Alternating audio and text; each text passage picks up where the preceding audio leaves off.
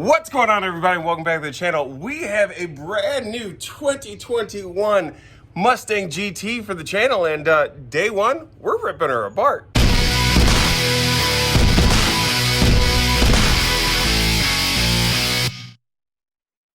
What we have here is a 2021 Ford Mustang GT Premium. It has the black accent package, so you have your black badging with the 5.0 here on the fenders. In the rear, it says GT, and then up front, the pony itself is black. Wheels are black. On the inside, we have the Recaro Premium leather stitch with the grabber blue accents, and that goes pretty much everywhere.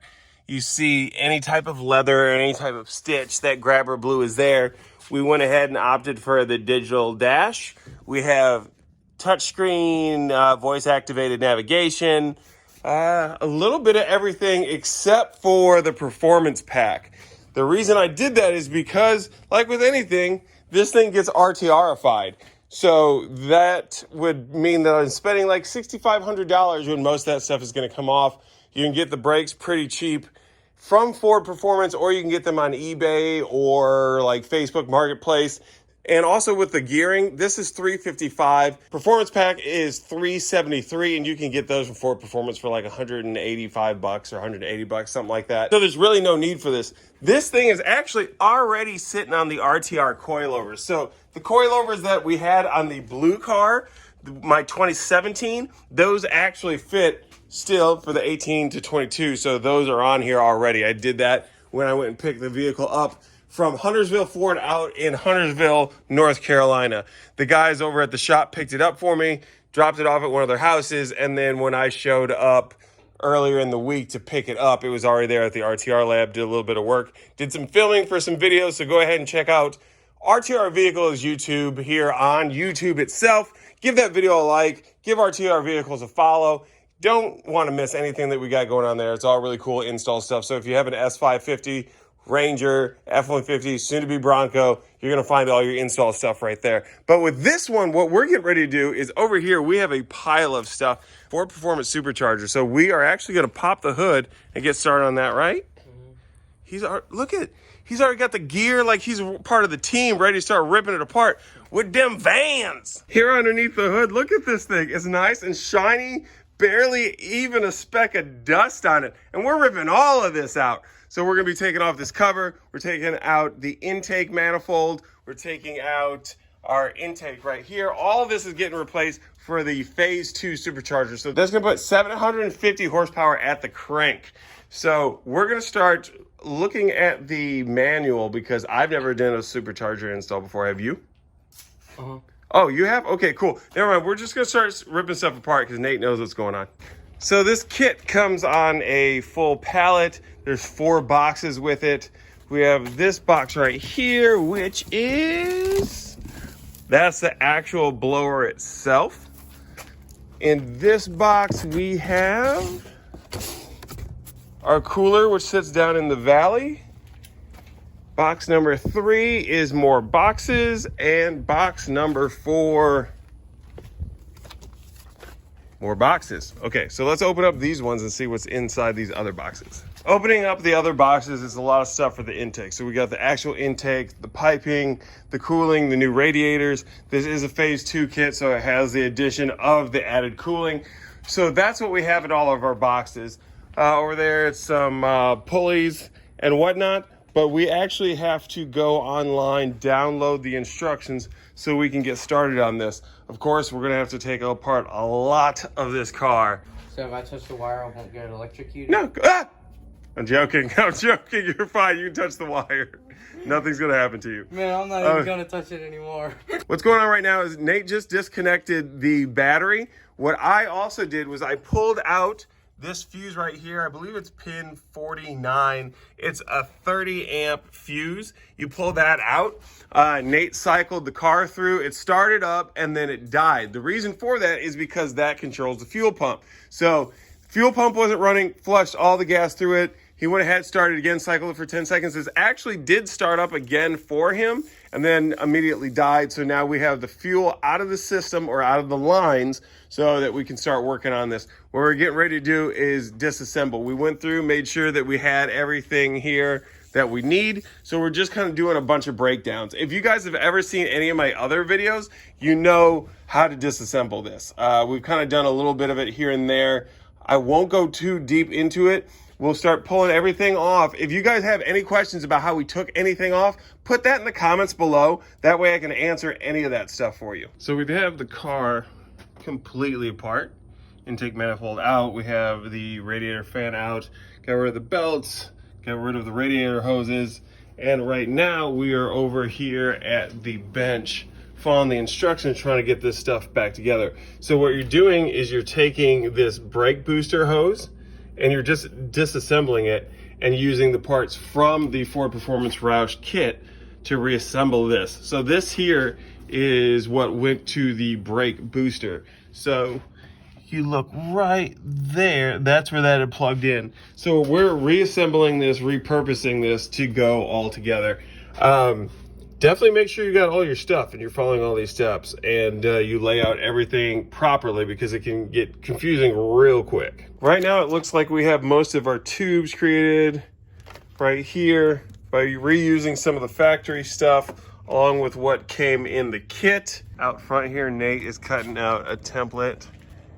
We have to modify the fan shroud here to allow for something. Not really sure yet what. I'm going step by step. Even though it said read the instructions fully before you start. We'll need those. Yeah, we gangsta. We OG. Send help. Out here on the fan shroud, we had to make some modifications because this tank is getting mounted up there with it. The other thing that we're doing, which is very scary to do to a brand new car and a brand new engine, is we have to grind off the front of this. I've already started. It needs to be about even or lower than that right there. So we've got a little ways to go. I'm getting ready to shut it down for the night, but so far we came through. We've fixed all the hoses. We've zip tied up all the new harnesses that we got in through here. You actually have to go through and repin, well, not repin, but add pins to your PCM. So if you are kind of new to mechanics or working on a vehicle, I probably wouldn't try and tackle this. I would take it to a professional, let Ford do it, or let somebody who deals in performance modifications do this, because this is pretty extensive. There's like 75 pages to this how-to manual for this, and I'm only on page 34, and this is what it looks like. Still out here working on the Supercharger install. I have the new fuel injectors over onto the rail.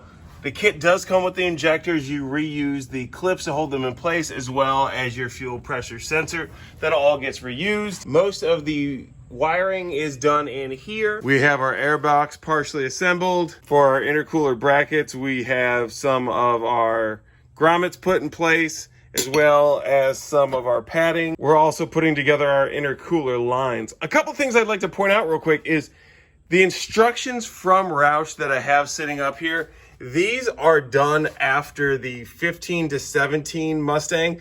It all goes in roughly the same, but I will say some of the things are different. Sometimes it'll ask for a 10 millimeter socket when it's really an 8. Or right here, when it's talking about connecting this tubing, you'll see that it talks about a heat shrink connector. Now, I've seen that a couple times. Now, on this version of the kit, it's not a heat shrink connector. It's actually just a standard connector clip that you have right here. This isn't the first time I've seen it. It's also for one of these things here. This thing here needs one of those as well. And it talks about a heat shrink connector, but those do not exist in this kit. Out here in the garage, still working on the Supercharger. The latest update is we have the blower up top. If I didn't already say that, we'll skip past all this. We have the pulleys all set up. The harmonic balancer, or underdrive pulley, or crankshaft pulley, whatever you want to call it, because it's all the same, unless you talk to somebody from AutoZone, then they really don't know. You need a long reach puller installer for this. So don't think you can just grab any regular tool to put it on there, any regular bolt. You really do need like a long bolt. I went everywhere trying to just find a bolt to put this on. Finally, I found a rental tool and I was able to get that on there. Everything is set up. up front right now, we have the bumper off. I was gonna have to do that eventually, but everything got sped up because I do have these active shutters here that I have to remove. So we have to remove the whole front bumper, get these 2 bolts off to remove this whole thing. I accidentally kind of broke it, but it's not going back on, so it really doesn't matter. But now that I have this off, I can start disassembling more stuff so we can get the whole thing together, right? To remove the shutter up top, you have a couple of these here, kind of push pin setups. You remove those 2, and then down here, it's hard to see, but about where the level change is, right there, there's 2 bolts holding that thing onto the back of your crash bar. They're probably about 6.5, but I'm using this, what is this, 7/30 seconds? Yeah, 7/30 seconds to remove it, and you'll be able to get your active shutters off the front of your car. All right, well, she is in here. Everything appears to be buttoned up. I'm putting the coolant into the tank right now. One thing I do have to do is, as you can see right here with this new sticker, I gotta put 5W50 in there. None of the local auto parts stores had it, so it is on order and it is coming in. So we're gonna put that in there. We also need to put 93, or actually technically we only have to put 91 or higher in here. So I'm gonna go ahead and drain the oil tonight, go ahead and get everything set up. Maybe I might even drain the tank because I don't know what I have in here, but I'm doubting that it's 93. All I have left to do now is get the tune from Roush and go ahead and upload it. All my stickers are in place. You had to put the stuff here on the gas tank. So, swallowed a bug. So, had to put the stuff here on the gas tank. There's some other tags around here that had to go in place. So everything is set up. All I need to do is upload the tune. Like I said, swap out the oil and the gas, and we are gonna be good to go. So in the next video, we may be driving this. I'm not really sure. I do have some drive shafts that we're gonna be putting in. That's also in an upcoming video, so stay tuned to that. If you guys are new to the channel, go ahead and hit that subscribe button. Go ahead and give this a big thumbs up. Also, with the subscribe, hit the bell notification so you see any of the new videos that are coming up. We got a lot to do with this car. You guys aren't gonna wanna miss it. Thank you so much for tuning in. If you start missing me a little bit, head over to RTR Vehicles YouTube because I host RTR Garage there. It's the install of anything and everything RTR. We got a lot of stuff up there for Bronco, F-150 and Ranger, and soon the Bronco stuff will be live as well. Thank you again. I'm Jordan, and I will catch you in the next one. Peace. What the fuck is this? This is not an oil drain plug I'm used to. I looked it up. Apparently you gotta pry this up. Man, I do not like this. What happened to just random ass bolts? The fuck?